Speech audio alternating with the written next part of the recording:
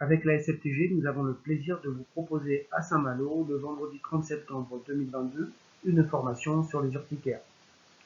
Cette formation est conçue et animée par le docteur Édouard Sèvres, médecin généraliste et allergologue, et le docteur Yacine Lamarche-Badel, médecin généraliste et urgentiste.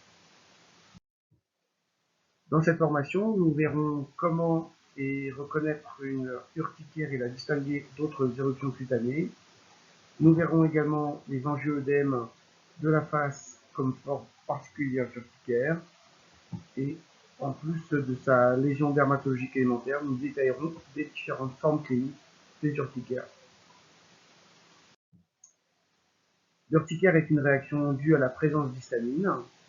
La libération ou l'apport direct d'histamine se font par des physiopathologies nombreuses et variées, et parfois inattendues comme les vibrations ou le froid.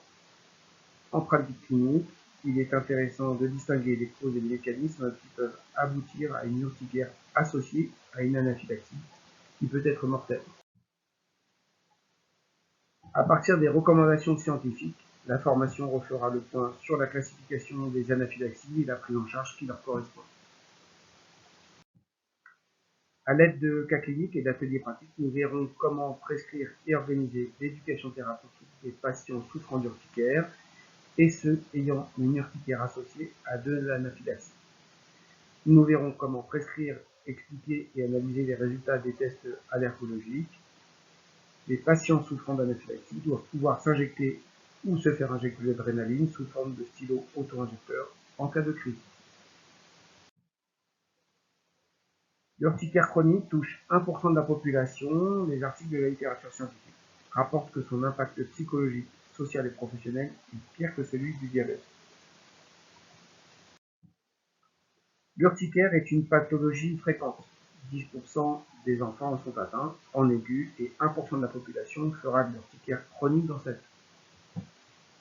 Son diagnostic est simple quand on a bien en tête sa lésion élémentaire et ses points cardinaux.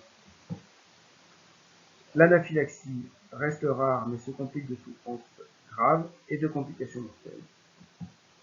La physiopathologie est assez complexe, mais il sera utile d'en avoir des idées simples et claires pour éclairer les choix thérapeutiques, les examens complémentaires et l'éducation thérapeutique. Voilà, nous aurons le plaisir d'échanger et de continuer à améliorer nos pratiques autour des urticaires le vendredi 30 septembre 2022 à Saint-Malo. Pour les inscriptions, elles se font auprès de la SFTG avec le numéro de téléphone ou le site internet qui est affiché.